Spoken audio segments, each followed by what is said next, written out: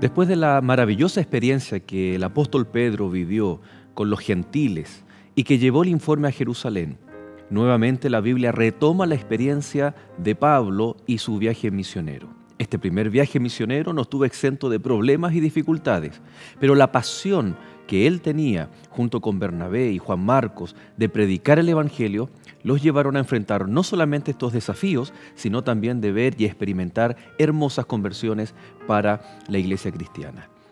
Bienvenidos a este capítulo de Lecciones de la Biblia, la lección número 7, donde vamos a estar hablando acerca del libro de Hechos de los Apóstoles, el capítulo 13 y el capítulo 14, el primer viaje misionero de Pablo. Quédese en nuestra compañía y desde ya, bienvenidos.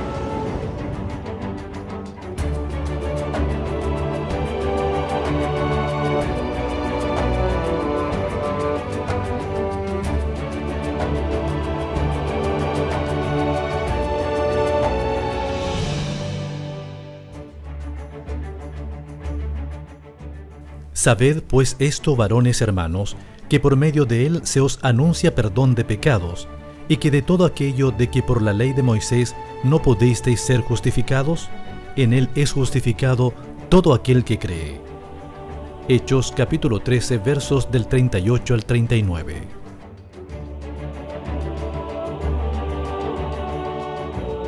Muchas gracias por estar en sintonía de Canal Nuevo Tiempo, el canal de la esperanza. Sin duda queremos que este programa sea de gran bendición para su vida, que no solamente busquemos un profundo conocimiento y estudio de las Escrituras, sino también poder compartir y traer aquellos principios para nuestra vida y tomar las decisiones que Dios espera de cada uno de nosotros. Para eso tenemos nuestros invitados. El día de hoy nos acompaña el pastor Gerson Pichinao. Muchas gracias, pastor, por estar nuevamente un capítulo más con nosotros. Es un gusto, Joel, estar acá con ustedes, con el panel y también con nuestros amigos que siguen el programa. Bienvenido. También pastor Ernesto, ya de la casa, nuestro panelista cada capítulo. Muchas gracias por estar con nosotros nuevamente. Muchas gracias, Joel. Un abrazo para todos los amigos que nos están escuchando en esta hora y que sin duda lo que hoy estudiamos puede ser de enriquecimiento espiritual para todos ellos también. Lo interesante de las lecciones han ido conectándose o vamos de forma ordenada, ¿no?, a través de los capítulos del libro de Hechos. Así que aprovechamos de invitar a nuestros amigos. Si usted se perdió el capítulo anterior, puede entrar ahí a la plataforma de Canal Nuevo Tiempo de YouTube, en donde usted puede no solamente volver a ver el capítulo anterior, sino también compartirlo allí en sus redes sociales para que así otras personas también puedan adquirir y tener este capítulo, ¿no?, y para poder ir entendiendo de mejor manera aquellas cosas que ya hemos dicho y que va de forma continua, ¿no? Esperamos que sea de gran bendición este capítulo y para eso no podemos abrir la Biblia sin antes hacer una oración. Pastor Gerson, por favor, diríjanos en oración. Nuestro Dios, queremos una vez más, al abrir tu palabra, pedir tu conducción. Que tu Espíritu nos ayude a extraer de ella las lecciones que necesitamos hoy día considerar para nuestras vidas. Pedimos tu presencia en este momento, en el nombre de Jesús. Amén. Amén. Bueno, habíamos terminado el capítulo anterior con este momento en donde Pedro, estando encarcelado, es liberado por un ángel, llega a la puerta donde la iglesia estaba reunida orando por su liberación. Él golpea la puerta, es recibido de forma muy gozosa, ¿no?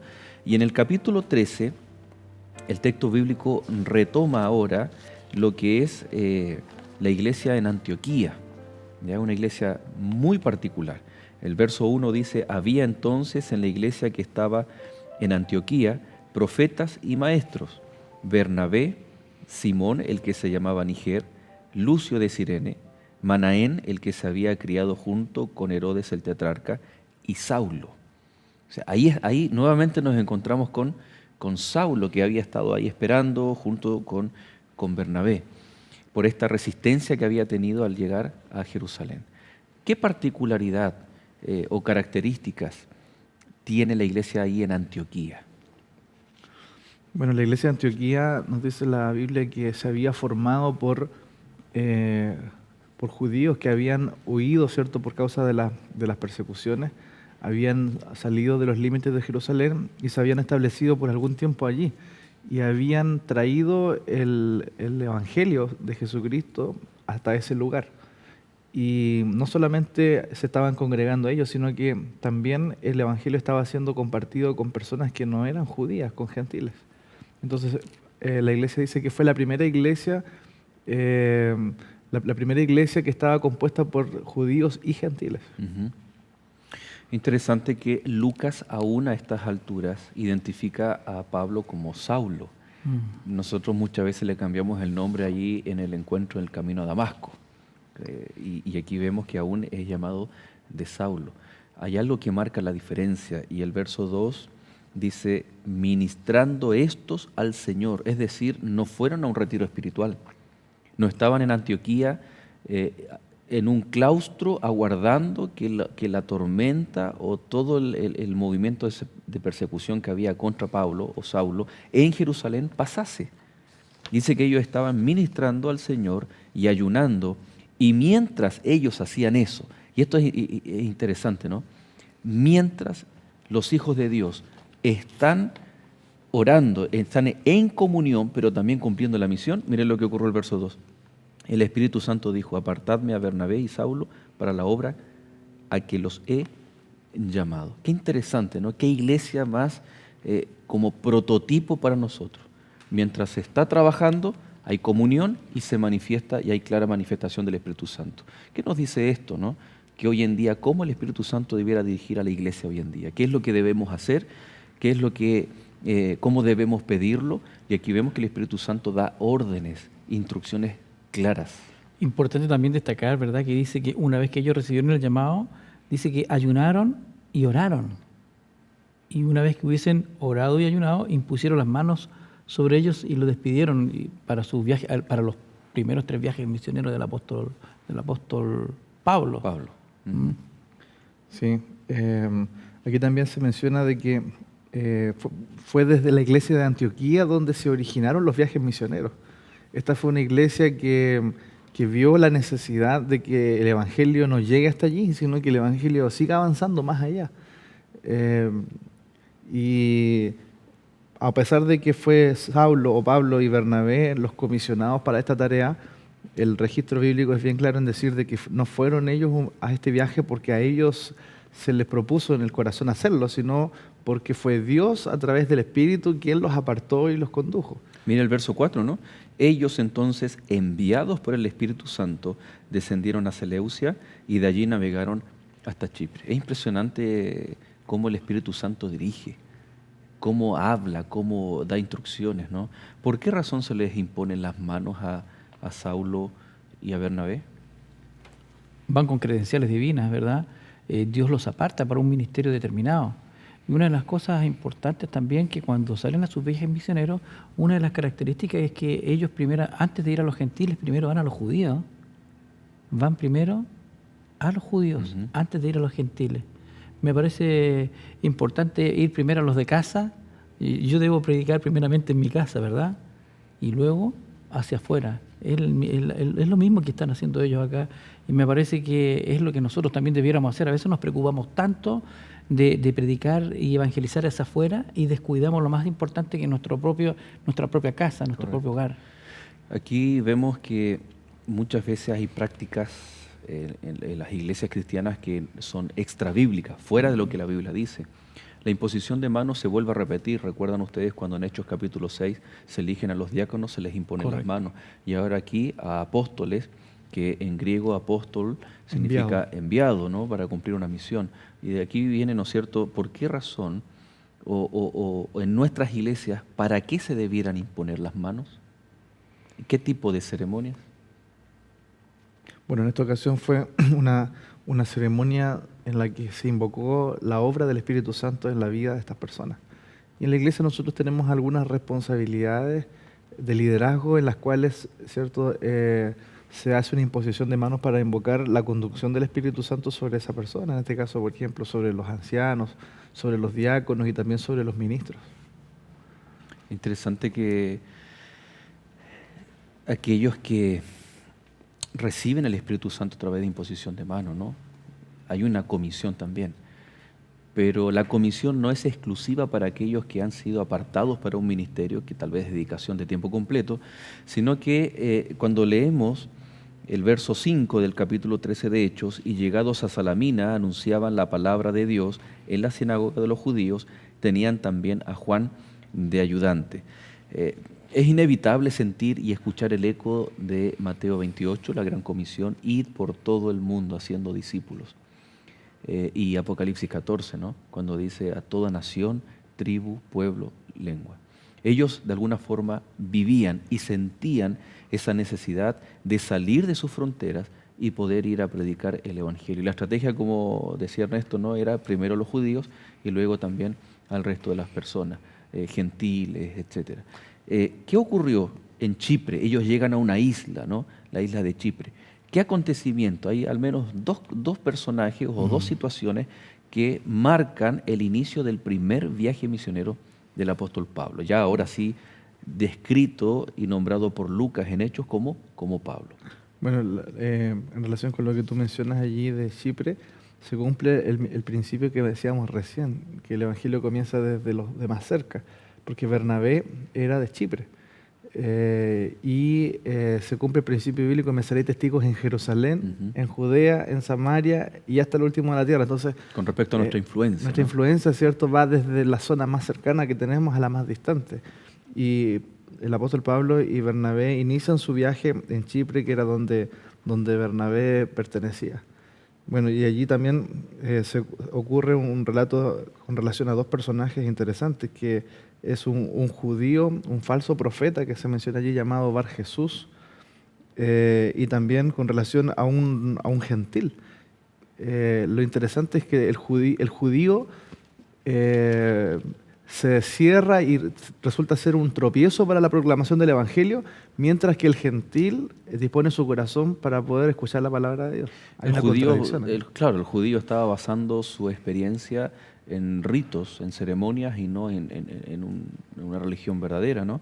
Dice el verso 8, pero le resistía Elimas, que es el nombre griego para Bar Jesús, el mago, pues así se traduce su nombre, procurando apartar de la fe al procónsul. ¿Quién era el procónsul? Era Sergio, ¿no? Así se llamaba. Sí. ¿Y qué dice ahí el verso 7?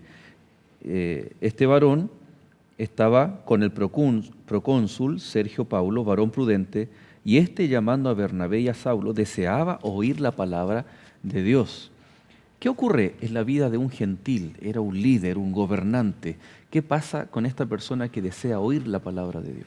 Bueno, es interesante que a veces aquellos que tienen mayor conocimiento se cegan y se niegan a retractarse muchas veces de algo que saben que está equivocado. Y en este caso, Bar Jesús, ¿verdad?, está procurando ser un tropiezo para este procónsul, quien manda a buscar a Bernabé para querer escuchar la palabra. Y el que debería haber estado más susceptible al mensaje, no lo está. Sin embargo, este hombre, con un corazón enternecido por el Espíritu Santo, encuentra un tropiezo en aquel que no debería haberlo encontrado. Y también aquí encontramos la acción un poco sutil de Satanás. Cada vez que la iglesia se levanta, cada vez que hay un esfuerzo por llevar adelante la obra de Dios, resulta a veces encontramos tropiezos, dificultades. Y aquí, en el inicio del viaje, aparece un instrumento humano generando dificultades, distorsionando, distrayendo la atención al mensaje que Bernabé y que Pablo estaban llevando. El verso 9 dice que Saulo o Pablo, lleno del Espíritu Santo, fijando en él los ojos, dijo: lleno de todo engaño y de toda maldad, hijo del diablo, enemigo de toda justicia, ¿no cesará de trastornar los caminos rectos del Señor? El Espíritu Santo no solo elige, sino también pone o inspira el pensamiento para que Pablo pueda decir palabras que aparentemente son duras, Fuerte. pero Fuerte. Una fuerte declaración. alguien dijo por ahí, y al iniciar el ministerio, o sea, vemos que Pablo tenía una determinación para... Una determinación. Bueno, él, en realidad su característica, aún antes de su conversión, él ya tenía un carácter, ¿verdad?, definido. Él, siguiendo a los cristianos, nada lo iba a parar. Una vez que se convierte, una vez que el Espíritu del Señor obra en su vida, es transformado, no pierde esa característica. Y ahora podemos ver que el Espíritu Santo también lo sigue usando, y al comenzar ya este mensaje comienza de esta manera. Y fíjate que a este Bar Jesús, hijo del diablo, dice, y le dio una condena. No verás, serás ciego. Y no vio, y producto de esto, el procónsul creyó.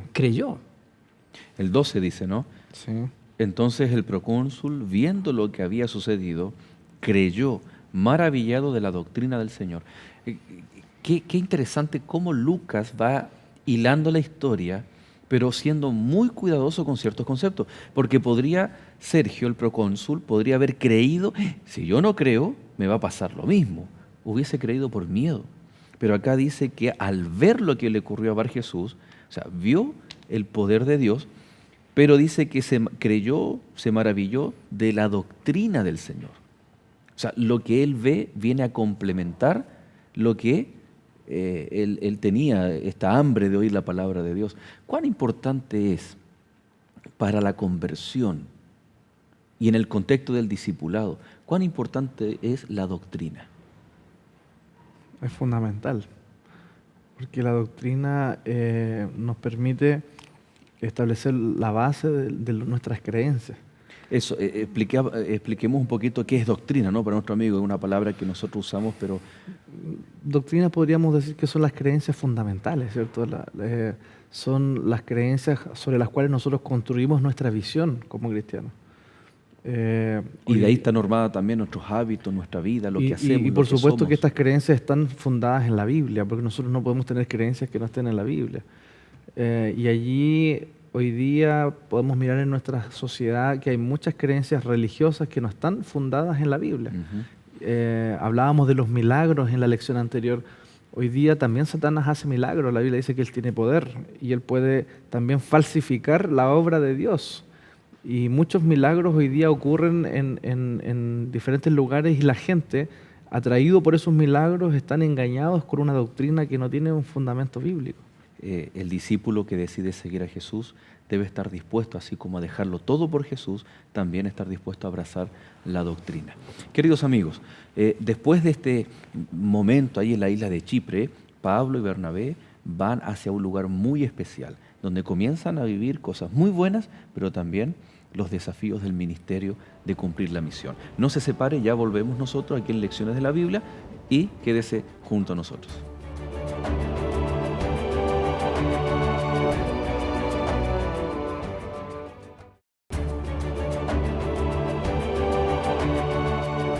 Ya estamos de regreso, queridos amigos, aquí en Lecciones de la Biblia. Muchas gracias por permanecer en nuestra compañía, recordándoles siempre que estamos con líneas abiertas para que usted pueda ponerse en contacto con nosotros. Usted ya conoce y en unos minutos más van a aparecer todos los números de contacto aquí en Sudamérica a través de esperanza@nuevotiempo.org para que usted envíe sus pedidos de oración, para que usted nos pueda compartir algún testimonio, alguna pregunta bíblica, alguna inquietud que pueda tener el corazón y por supuesto para solicitar todos los materiales que a través de Escuela Bíblica Nuevo Tiempo tiene preparado para cada uno de ustedes. Primer viaje misionero de Pablo. Interesantes los desafíos cuando los abordamos así de forma más detallada, ¿no? Eran tres, o al menos Pablo, Bernabé y Saulo, más un ayudante llamado Juan Marcos. Juan Marcos. ¿Qué ocurre con Juan Marcos ahí cuando ellos deciden ir para Antioquía desde Chipre, que era la isla, ¿no? Y deciden ir hacia Antioquía de Pisidia, que no es la misma Antioquía que donde ellos se habían embarcado en el primer viaje que habíamos comentado en el primer bloque. ¿Qué le pasa a Juan Marcos? Bueno, se desanima, dice la Biblia, y decide volver atrás. Y no hay muchos detalles de esto, pero se deja entrever que las dificultades, al parecer, de este desafío, de esta misión, hicieron que Juan Marcos desistiera de acompañarles. Hay una cita ahí inspirada, ¿verdad? Dice, en Hechos de los Apóstoles, Marcos se intimidó y perdiendo todo valor se negó a avanzar y volvió a Jerusalén. Como tú bien lo estabas parafraseando, ¿verdad? Se sintió amedrentado, se sintió amedrentado. Y eso que lo que había ocurrido en Chipre no era todavía gran cosa con respecto, por ejemplo, Pablo, próximamente lo vamos a ver también, es apedreado, es sacado fuera, arrastrado, y más adelante él habla de las marcas que él tenía por causa de Jesucristo, y probablemente esas marcas eran por apedreamiento, por castigos que él sufría por causa del Evangelio. Pasar, ¿no? O sea, Juan Marcos ni conocía lo que venía adelante, y con solamente la experiencia en Chipre, él decide devolverse.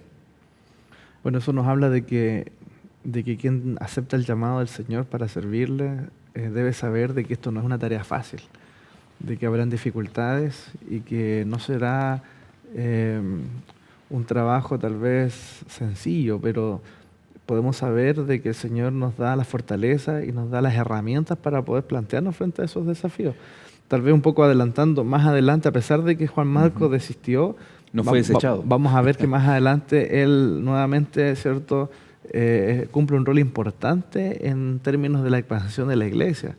Y es más, llega a ser el autor de uno de los primeros evangelios en ser registrados. Entonces, el Señor nos da oportunidades. A veces cuando nosotros tal vez podemos sentirnos un poco intimidados, desalentados o derrotados frente a algún desafío, lo importante es no desistir, sino que levantarnos otra vez y ir al frente nuevamente. La verdad que cuando más adelante Pablo tiene que dividir el equipo misionero y él se queda con Silas, Juan Marcos no es considerado por Pablo, porque ya la había fracasado, ya había desistido. Pero antes de morir Pablo pide, ¿no? Lo pide, tráiganme a Juan Marcos. Vemos cómo la parte humana, no, yo no quiero trabajar con él porque es débil en la fe, se desanima, no está dispuesto, y podría haber desechado a Juan Marcos, pero Pablo también después con los años lo vuelve a considerar. Pero ¿sabes qué? Pero también es importante notar que Juan Marcos es honesto también. Aunque se siente amedrentado, no se siente aún capacitado para enfrentar una labor, un desafío tan grande. Pero el que él se sienta amedrentado y a lo mejor no capacitado, no significa que él haya desechado la misión. No apostató de la fe. No apostató de la fe, sino que simplemente él dijo, en este momento yo no me siento preparado, pero ya podemos ver, como tú bien lo mencionabas, finalmente llega a ser uno de los autores, ¿verdad?, de los evangelios. Tal vez la palabra allí, ¿no es cierto?, es la madurez. La madurez espiritual es la que nos lleva a avanzar, a quedarnos o a retroceder. Madurez o inmadurez espiritual. O sea, disculpa, viene a mi mente incluso ese momento cuando en el Evangelio según Mateo, capítulo 16, cuando fariseos y saduceos demandan una señal y Jesús no hace una señal, sino que les declara la señal del profeta Jonás, que es la palabra, porque los ninivitas se convirtieron solo por la palabra, no permitió que los discípulos, los apóstoles intervinieran. Dice que los tomó y se los llevó en esos 3 años de preparación, porque aún ellos no estaban preparados para enfrentar dicho altercado o situación, hasta que estuviesen preparados. Obviamente, tal vez hay muchos amigos que en esta hora nos están escuchando y tienen planes en su mente, el celo de Dios los quiere llevar, ¿verdad?, a predicar el Evangelio en algún lugar determinado, pero también debe hacerse un cuestionamiento. ¿Estoy preparado? ¿Estoy suficientemente, el Espíritu Santo está obrando en mi vida realmente? ¿Me he consagrado en oración, en el estudio de su palabra? Porque de lo contrario podemos salir trasquilados. Correcto. Ya habíamos mencionado que Pablo comienza en estas llegadas a diferentes ciudades, su ministerio en las sinagogas donde estaban los judíos. ¿Cómo estratégicamente Pablo dice que llegaron, se sentaron, tranquilitos? Y claramente eran conocidos, las noticias habían llegado. Los judíos desarrollan su culto ese día de reposo, día sábado, en la sinagoga, y llega un momento en donde le ofrecen la palabra, ¿no? Y Pablo se pone en pie y comienza a tener un tema, un sermón, un discurso. Pero, ¿cuál era este discurso? ¿Qué partes tiene? ¿Por qué lo dice de esa manera? Bueno, aquí encontramos nosotros también, junto con lo que tú mencionas allí, la importancia del discurso de Pablo. Encontramos que en esta etapa del viaje, Pablo comienza a tener un rol más protagónico sobre Bernabé. Y aunque Bernabé había sido un líder experimentado también, que había cumplido un rol importante en el establecimiento de la iglesia en Antioquía, aquí vemos a Bernabé que tiene la capacidad de aceptar el liderazgo de Pablo y de someterse como un apoyo para Pablo, que me parece un tema también interesante de destacar antes de ver el mensaje, porque a veces en el liderazgo hay muchas pugnas y lo que motiva al líder a veces no es la causa del Señor, sino que es a veces el egoísmo, ¿cierto? El sobresalir. El ser Señor notado. dijo que debemos ser astutos como serpientes, pero humildes como palomas. Y era lógico tal vez que en Chipre el chiprense Bernabé sea el que haga las gestiones, el que era el que sobresalía. Pero llegó un momento en que en Antioquía de Pisidia, en Iconio, en Derbe, en Listra, en todos esos lugares, era Pablo, por su preparación también que él tenía, porque para hablar a los judíos necesariamente tendría que haber sido alguien que se sentó a los pies de algún rabino, ¿no? Claro. De algún maestro. Entonces es interesante que nosotros para la predicación del Evangelio debemos también reconocer no solo dones y talentos, sino situaciones, perfiles, ¿no? ¿Cuál es el perfil de esta persona que yo quiero alcanzar para Cristo? ¿Cómo lo voy a hacer? ¿Cómo voy a predicarle el Evangelio? ¿A través de quién? Es interesante que el Evangelio es flexible, no en los principios y en su esencia, sino en su forma para alcanzar los corazones. Bueno, entrando al mensaje, el mensaje de Pablo se divide en tres secciones. La primera, él comienza con creencias compartidas sobre la elección de Israel por parte de Dios y el reinado de David. Recordemos que él está hablando a judíos. Entonces Pablo les hace recordar cómo es que Dios tomó a Israel por pueblo, ¿cierto? Le dio una promesa y a través de esa promesa serían benditas todas las naciones de la tierra, y en eso todos los judíos estaban de acuerdo.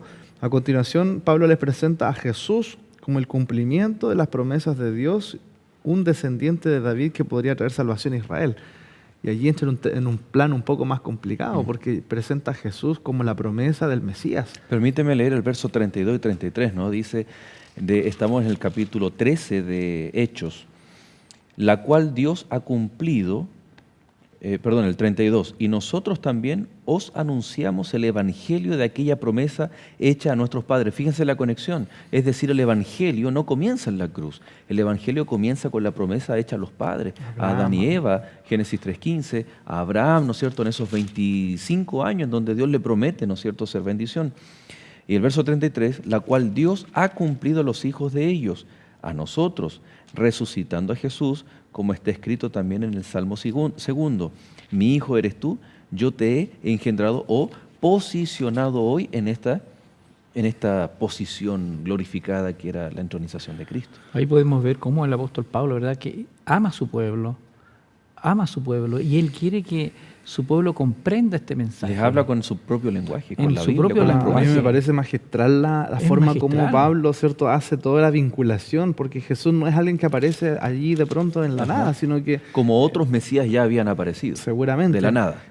Pablo hace la vinculación como perfecto judío y como fariseo que conocía muy bien el Antiguo Testamento, de todo el desenlace del plan de salvación, desde la promesa, como dijimos, hasta que llega a ser realidad en la persona de Cristo. Entonces es magistral en verdad.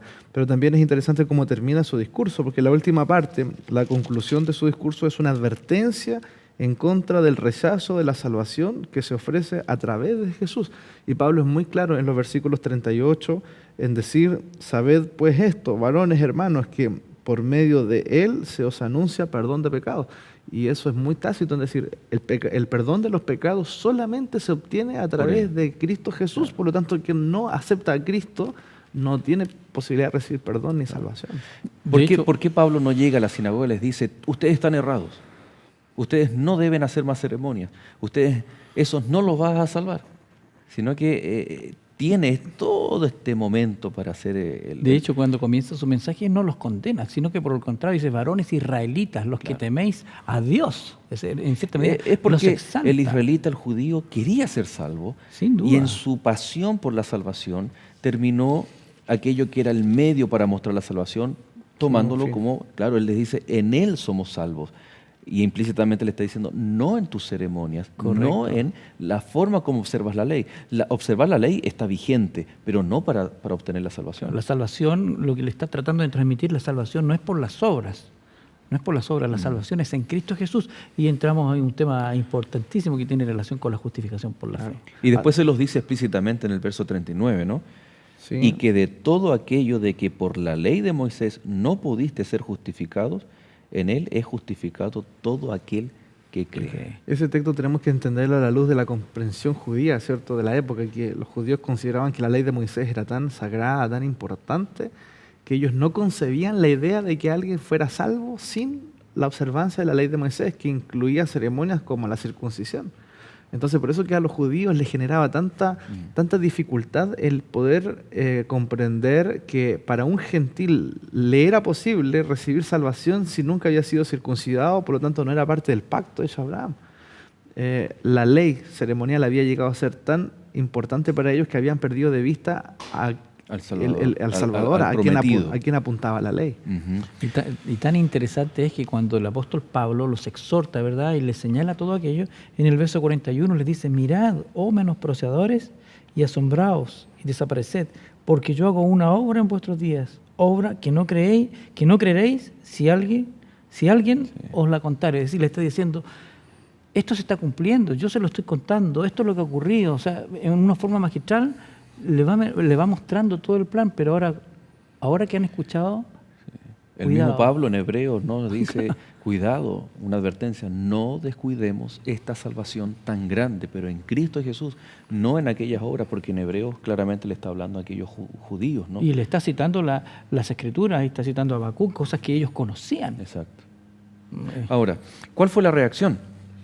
La Biblia en el verso 42 no dice si ellos aceptan o no de forma masiva las palabras de Pablo, pero el verso 42 dice que cuando salieron ellos de la sinagoga de los judíos, los gentiles les rogaron, estaban esperando afuera, ¿no? Sí. Les rogaron que el siguiente día de reposo les hablasen de estas cosas. Qué interesante que ya habían gentiles y podrían haberle dicho, háblanos ahora o mañana, día domingo. Y les dice, el siguiente día sábado de reposo queremos nosotros también tener el privilegio de celebrar un culto para Dios, pero queremos que tú nos hables. Interesante ahí cómo... Había hambre del conocimiento del Evangelio de esta gente, que a pesar de que ellos no eran judíos, ni habían sido no habían sido recibidos por los judíos al aceptar las prácticas y las ceremonias, ellos, así como vimos en la lección anterior, ¿cierto? Como Cornelio, eran personas piadosas, temerosas de Dios, que estaban con deseos de conocer y de aprender. Y por eso que ellos piden, que querían escuchar más de esto, y le piden, por favor, queremos seguir oyendo de estas cosas. Me da tristeza porque dice allí en la Escritura, y no os juzguéis, dice que los judíos no se sintieron dignos de la vida eterna, y aquí nos volvemos los gentiles, dice el apóstol. O sea, ya ustedes que no quieren escuchar, perfecto, no quieren escuchar, ok, ahora me vuelvo a los gentiles. O sea, qué tristeza el tener todas las evidencias en ese sermón magistral del apóstol Pablo, y fue por tosudez nada más, dice, por rabia, por celos. Por celos, exacto. Se cumplió lo mismo que pasó con Jesús. Sí. Jesús fue rechazado por su propio pueblo, y entonces, pero hubo fe sincera en la Hubieron mujer personas. sirofenicia, ¿cierto? Sí, Que ella así es. creyó en el poder de Cristo. Hubo fe sincera en Jairo, ¿cierto? Entonces, a Jesús también lo rechazaron, y en su tiempo otras personas que no eran del pueblo de Israel estuvieron más dispuestas. El pueblo comenzó a creer, la gente comenzó a seguir a Pablo, a Jesús, pero para escuchar, ¿no es cierto?, la palabra de Dios a través de Pablo y Bernabé. Pero también el enemigo de Dios, cuando los propósitos de Dios se cumplen en la vida de aquellos que anhelan la salvación. Y vamos a ver en el próximo bloque cómo esta ciudad y otras más también fueron instigadas a estar contra el ministerio del apóstol Pablo y sus acompañantes. No se separen, nosotros hacemos un alto y ya volvemos en Lecciones de la Biblia.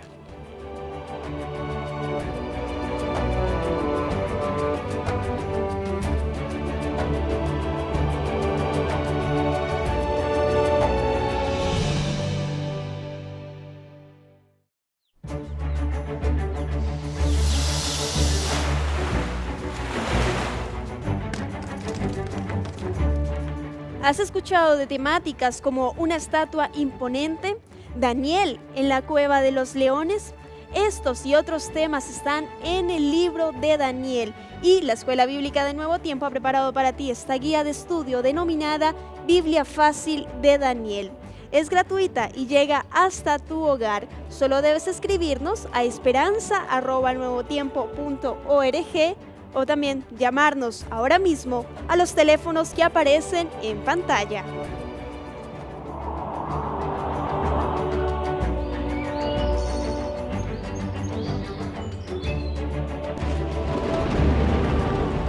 Ya estamos de regreso, queridos amigos. Muchas gracias nuevamente por permanecer en compañía de Lecciones de la Biblia. Usted acaba de ver los materiales de Escuela Bíblica. Un hermoso material está guardando para usted. Solamente póngase en contacto y de forma gratuita va a llegar a su casa. Tiene que, de alguna forma, hacernos llegar su nombre, su dirección, y vamos a estar muy gustosos de hacerle llegar los lindos materiales de la Escuela Bíblica de Nuevo Tiempo. Dice la palabra de Dios al final de los versos del capítulo 13, ¿no? Que los judíos instigaron, verso 50, a mujeres piadosas y distinguidas y a los principales de la ciudad, y levantaron persecución contra Pablo y Bernabé, los expulsaron de sus límites. Ellos entonces, y aquí es la pregunta, ¿no? ¿Qué significa? Sacudiendo contra ellos el polvo de sus pies, llegaron a Iconio y se fueron llenos de gozo y del Espíritu Santo.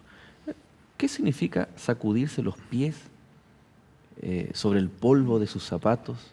¿No? Jesús ya lo había mencionado. ¿Qué representa eso? Yo entiendo que es como una forma de decir, bueno, la tarea está cumplida, lo que el Señor nos mandó a anunciar fue anunciado, y si hubo oposición, hubo rechazo, ya no era responsabilidad de los apóstoles a quienes Dios mandó, sino que ahora era responsable del pueblo que no quiso oír de no haber aceptado esa verdad. Responsabilidad de las personas, ¿no? Sin duda. Y claro, cumplimos la misión. Ahora, interesante notar que dice que cuando se fueron, pues los dejaron en los límites, dice que se fueron llenos de gozo y del Espíritu Santo. O sea, a pesar de esa persecución. A pesar de todo eso. Bueno, sin embargo, me parece que de aquí para adelante el apóstol Pablo y Bernabé, el camino se les pone un poquito complicado. Ahora, en el ministerio de Pablo siempre hay cosas muy, muy maravillosas, pero siempre hay oposición. Es interesante que el espíritu de queja no aplica para un misionero. No es hacer vista gorda de los problemas y dificultades que pueda enfrentar un hijo de Dios y traerlo a la vida práctica, ¿no? Todos nosotros, incluso nuestros amigos, vivimos cosas maravillosas con el Señor, pero en la vida diaria estamos viviendo problemas y dificultades. ¿De qué forma esto de estar llenos de gozo y del Espíritu Santo nos ayuda, o como decimos, ver el vaso medio lleno y no medio vacío? Sin duda, imagínate que en las condiciones que fueron despedidos, pero se fueron llenos de gozo y del Espíritu Santo. Tanto es así que el apóstol Pablo, cuando van a Iconio, lo primero que vuelve a hacer reiteradamente es ir a la sinagoga. Bueno, el apóstol Pablo tenía una motivación en su vida que era Cristo, ¿cierto? Y el Evangelio, y él anhelaba y creía que Cristo venía en su generación, lo mencionó en alguna de sus cartas, Tesalonicenses, ¿cierto? Él creía estar con vida cuando el Señor vuelva, y ese era su motor, eso era lo que lo motivaba, y cualquier otra cosa la estimaba por poco. De hecho, él dice más adelante, ¿cierto?, que ha aprendido a contentarme cualquiera sea mi situación, en la abundancia, en la escasez, en la dificultad. La clave es la meta. Él tenía claro cuál era el foco de su vida, su meta, y eso era lo que le daba alcanzar. Motivación. Y pienso que nosotros debiéramos como cristianos también tener un claro objetivo en nuestra vida, cuál es la orientación que tiene nuestra vida, para que podamos sobrellevar las situaciones en su contexto y no pensar que a veces alguna situación desafortunada significa que se arruina todo. Bueno, me parece que sería una buena... de hecho, debiera ser nuestra motivación la segunda venida de Cristo. Creo que si nosotros... es vivencial lo que creemos, que Jesucristo viene pronto. Te digo, o sea, cualquier cosa que nos pase acá no es nada comparado con lo que viene. Tengo la pérdida de un ser querido, fallece, muere, pero cuando el objetivo es la segunda venida de Cristo, hay esperanza, un reencuentro con Cristo, con aquella persona que perdimos, ¿no? Claro. Estamos cesantes, nos acordamos de Elías, del profeta, cuando es llevado a un río, donde es sustentado por Dios. O sea, cuando la meta está clara, cada obstáculo, cada valla que tengamos en el camino, las vamos a... Sí. Es interesante porque al ver la meta, la valla no es tan grande, pero si yo saco los ojos de la meta y me pongo a ver, a analizar la valla, ¿será que la puedo saltar? Voy a quedar detenido allí y no voy a... Te extravías en el camino. Incluso Avanzar, lo veo de esta claro. manera, es como por fe ir al futuro, ir a la avenida y traer un poquitito de venida Ujú, al presente. al presente. Que el futuro impacte positivamente el Nuestro presente. Correcto. ¿Sabes lo otro que me llama la atención acá? Es que ellos, a pesar de las dificultades, a pesar del rechazo de la gente abierto, no se desaniman. Y nosotros como cristianos a veces somos muy exitistas. Nosotros queremos que todo salga como queremos. Cuando nosotros decimos, Señor, voy a hacer un testimonio para el mundo, para las personas, y comenzamos a realizar algunas acciones para que eso sea una realidad, y a veces las personas nos rechazan, nos cuestionan, ¿no? Y como que de pronto se nos viene todo nuestro ánimo al suelo, y como que decimos, no, la gente no quiere escuchar de Dios, la gente hoy día está atea, las personas tienen... Nos justificamos. Claro, entonces como que nos desanimamos frente al rechazo, y aquí vemos claramente que el apóstol, aunque personas rechazaron, eso no impactó su fe, Al contrario, ni su motivación. aprovecharon eso de que ellos tenían que salir aquí de Antioquía y se fueron a Iconio. Y como tú decías, Ernesto, entran a la sinagoga porque ese era el plan estratégico. Ahora, muchos creen en Iconio, pero dice el verso 2, esta vez del capítulo 14, el verso 1 decía, ¿no?, que ellos hablaron y creyeron de tal manera que creyeron una gran multitud de los judíos y asimismo también de griegos. Mas los judíos que no creían excitaron y corrompieron los ánimos de los gentiles contra los hermanos. Es decir, algo negativo ellos los transformaron en algo positivo. Son expulsados de Antioquía de Pisidia y van a Iconio. Predican un día sábado en la sinagoga. Muchos son convertidos y nuevamente se levanta la oposición. ¿Qué ocurre también ahí en especial de Iconio, que es clave después para el resto del desarrollo de esta historia? Bueno, acá se divide el pueblo. Unos creían a judíos, otros creían a Pablo. Y no solamente eso, sino que incluso ellos, a pesar de encontrarse con este rechazo, dice allí la Escritura que procuran quedarse más tiempo, con señales y prodigios. Pero ¿qué ocurre con el pueblo? Aquí el pueblo está confundido. Intentan apedrearlo, ¿no? Intentan apedrearlo porque se divide aquí el pueblo. Unos creían y otros no creían. ¿Y qué es lo que ocurre? ¿Qué es lo que provocan? Procuran apedrear al apóstol. Hay que hacerlo desaparecer. Sí, porque recordemos a quienes apedreaban. A los profetas en el Antiguo Testamento, los portadores del mensaje. Claro. Y aquí dice que tuvo que salir huyendo Pablo y Bernabé, porque de lo contrario habrían perecido allí. Ujú. O sea, la misión de compartir a Cristo implica realmente sacrificio. Y se van a una región, a una ciudad cercana llamada Listra. Y está relatado desde el verso 8 del capítulo 14 de Hechos en adelante. Y dice que estaba cierto hombre sentado y que era paralítico, imposibilitado de los pies, cojo de nacimiento, que jamás había andado. Fíjense el énfasis de Lucas, ¿no? Cojo de nacimiento que jamás había andado. Aparentemente o gramaticalmente es una redundancia, pero es un énfasis gramatical para evidenciar que era un milagro. ¿Se acuerdan cuando hablábamos de Pedro, no? Un milagro similar Al que había hecho Jesús. al que había hecho Jesús. Nuevamente. Claro. Trae la memoria.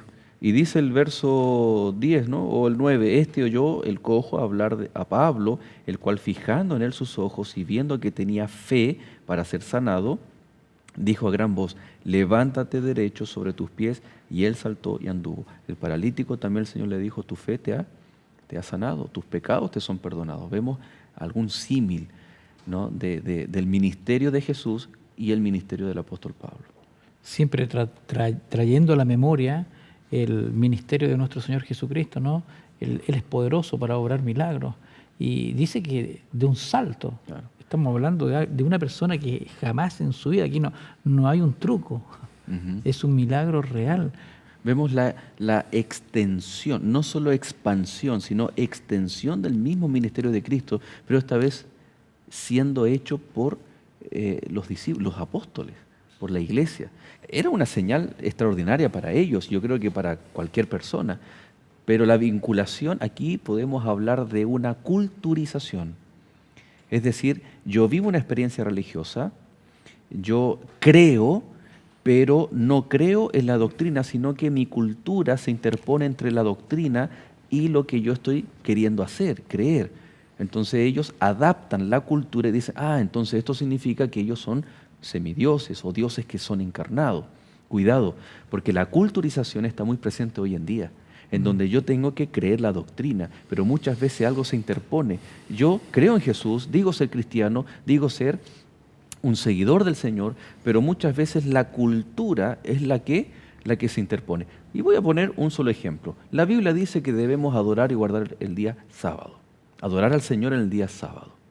Pero la cultura, a partir, ¿no es cierto?, del siglo IV, el siglo V, comenzó a practicar el día domingo. Y hoy en día es un tema no solo religioso, sino también es cultural. Cuando eso se interpone entre la Biblia y mis prácticas, entonces yo estoy siendo como un creyente de Listra. O sea, creo, sí, sanaron, yo creo, yo quiero creer, pero la cultura estropea todo, porque dicen, es que ellos son dioses. Claro, bueno, le hicieron un gran reconocimiento a ellos, vinculándolos con esa cultura que tú mencionas en el versículo 13, dice que el sacerdote de Júpiter, cuyo templo estaba frente a la ciudad, trajo toros y guirnaldas delante de las puertas, y juntamente con la muchedumbre querían ofrecer sacrificios. Cuando lo oyeron los apóstoles Bernabé y Pablo, rasgaron sus ropas y se lanzaron entre la multitud dando voces, diciendo, varones, ¿por qué hacéis esto? Nosotros también somos hombres semejantes a vosotros, que os anunciamos que de estas vanidades os convirtáis al Dios vivo, que hizo el cielo, la tierra, el mar y todo lo que en ellos hay. Claro, ellos corrigiendo, trayendo la doctrina fuera cultura, eso no corresponde, sino la sana doctrina. Pero cuando estaban en ese proceso de reordenar las ideas, de exaltar la palabra de Dios, el verso 19 dice que vinieron unos judíos de Antioquía y de Iconio, es decir, las ciudades que previamente ellos habían estado. ¿Y qué hicieron? Persuadieron a la multitud de Listra y habiendo apedreado a Pablo, le arrastraron fuera de la ciudad pensando que estaba muerto, pero rodeándole los discípulos se levantó y entró en la ciudad y al día siguiente salió con Bernabé para Derbe. Y después de anunciar el evangelio a aquella ciudad y de hacer muchos discípulos, volvieron a Listra, a Iconio y a Antioquía. Esto es admirable y sorprendente porque dice que lo apedrearon a Pablo creyendo que estaba muerto. O sea, ¿cómo habrá sido eso? Terrible. Pero al día siguiente Pablo está en pie otra vez y sigue cumpliendo la misión. Y sale para otro lugar para continuar. Se lavó la cara y comenzó de nuevo, vamos allá de nuevo. Y se va a Derbe y después de hacer muchos discípulos, después vuelve al mismo lugar que es apedreado, vuelve al otro lugar en donde es amenazado de muerte y vuelve a Antioquía. La pregunta es, ¿por qué Pablo volvía? ¿Para qué? Interesante aquí que él vuelve, como tú preguntabas recién, para poder confirmar la fe de los que habían creído. Porque estaba la otra contraparte que iban a desanimarlos. Claro. ¿No? Había una pugna ahí revuelta que como Exacto. se dividió el pueblo, algunos creían era necesario que el apóstol volviera a confirmarlo, porque la forma en la que finalmente él sale de ahí era para acallarlo, para no confirmar a los que ya habían creído. Y el hecho de volver, siendo amenazado o mismo siendo apedreado, el hecho de volver, él le está diciendo, yo confío en Dios, ustedes no me van a amedrentar, yo no voy a dar mi brazo a torcer. Bueno, él hace el recorrido de vuelta y llega ahora a Antioquía de Siria. Esa Antioquía que hablábamos, ¿no?, al comienzo y en capítulo anterior, es la primera iglesia cristiana, donde es la sede o la base de las misiones apostólicas. Y dice que el verso 24, pasando luego por Pisidia, esa era la otra Antioquía, vinieron a Panfilia y habiendo predicado la palabra en Pergue, descendieron a Atalía. De allí navegaron a Antioquía, desde donde había sido encomendado a la gracia de Dios para la obra que habían cumplido. Y habiendo llegado y reunido a la iglesia, refirieron cuán grandes cosas habían hecho Dios con ellos y cómo había abierto la puerta de la fe a los gentiles, y se quedaron allí mucho tiempo con los discípulos. Ahora, solo para cerrar la idea, podrían haber contado, no, nos fue mal, nos apedrearon, casi me matan, yo ya no voy más. Y él solo tiene clara el foco, lo que comentábamos antes, el foco de la misión, la meta, la predicación del Evangelio para la salvación de muchas personas. Pastor Ernesto, Pablo estuvo dispuesto a dar su propia vida, a ser amenazado junto con Bernabé y después todos los otros apóstoles por la salvación de aquellas personas que lo necesitaban. Una invitación a nuestros amigos aquellos que también todos necesitamos la salvación. ¿Cuál es el precio que Dios está dispuesto a pagar para que ellos también, nuestros amigos, puedan obtener ese conocimiento y salvación de Jesús? El precio fue alto. Jesús entregó su vida por ti y por mí. El apóstol Pablo lo tenía tan claro que no menospreció su vida, porque en su corazón solo existía un anhelo: poder entregar un mensaje de salvación. Incluso él se propuso ganar a todos. Él no quería ganar un poco, los quería ganar a todos para la salvación. Hoy quiero hacerte una invitación. Quiero hacerte una invitación primeramente a buscar una iglesia. Encuentrounaiglessia.org. Reúnete junto a nosotros, junto a los discípulos, junto a los hermanos, para que juntos podamos comprender este plan maravilloso que es el plan de salvación. Mi querido amigo, tal vez hay alguno que fue apedreado, que ha sido maltratado por causa del Evangelio y por temor tal vez te alejaste. Yo quiero invitarte a ti a volver. Encuentra una iglesia. Encuentra una iglesia. Vuelve a congregarte. Pero hoy día, en forma especial, para aquellos que están titubeando en su corazón, aquellos que tal vez en su corazón tienen una gran lucha, no luches más. Deja que el Espíritu Santo pueda obrar en tu corazón y acércate a Jesús. Busca a Jesús, que el precio que Él pagó es muy alto. Nadie más podría pagarlo. Él vino, murió por ti, resucitó al tercer día. ¿Cuánta sangre ha sido derramada para que este evangelio maravilloso hoy día pueda llegar a nosotros y también a ti? Yo quisiera orar por ti en esta hora, aquel que está luchando, aquel que hoy tiene que tomar una decisión. Hoy es el día, no mañana. Hoy es el día en que tú debes entregar tu vida a Jesús. Quiero orar por ti. Quiero invitarte a inclinar el rostro ahí en el lugar donde tú estás y vamos a la presencia de Dios. Vamos a orar. Querido Señor, te agradecemos en esta hora porque a través del ministerio de Pablo podemos comprender que Él estaba dispuesto a dar su vida para que este evangelio maravilloso pudiese llegar a más personas. Hoy nos están viendo miles de personas, millones de personas, Señor. Y hay algunos que están luchando en su corazón. Te ruego que tu Santo Espíritu pueda tocarle. Hay algunos, Señor, que en este momento están apedreados, maltratados, sufriendo enfermedades, tanta cosa mala que hoy día ocurre en este mundo. Te ruego, Señor, que tú le levantes, que ellos puedan restablecerse y puedan volver a la iglesia. Para aquellos amigos que no saben dónde acudir, te ruego, Señor, que ellos puedan buscar una iglesia. Encuentrounaiglessia.org es la herramienta que tú hoy nos has dado. Padre eterno, humildemente en esta hora, como ministro del Evangelio, te imploro una bendición para todos aquellos que en esta hora han inclinado su rostro para buscar tu presencia. Amén. En el nombre de Jesús. Amén. Amén. Muchas gracias, Pastor Ernesto, por acompañarnos en este capítulo. Pastor Gerson, muchas gracias por acompañarnos también. Ha sido un gusto. Extienda un saludo ahí a sus jóvenes, a los niños con los cuales trabaja y también vamos a orar mucho también por su ministerio pastoral. Muchas gracias, pastor. Queridos amigos, muchas gracias por su compañía en este capítulo. Permanezca en compañía de Nuevo Tiempo, Canal de Esperanza, y nosotros nos volvemos a ver en otro capítulo de Lecciones de la Biblia.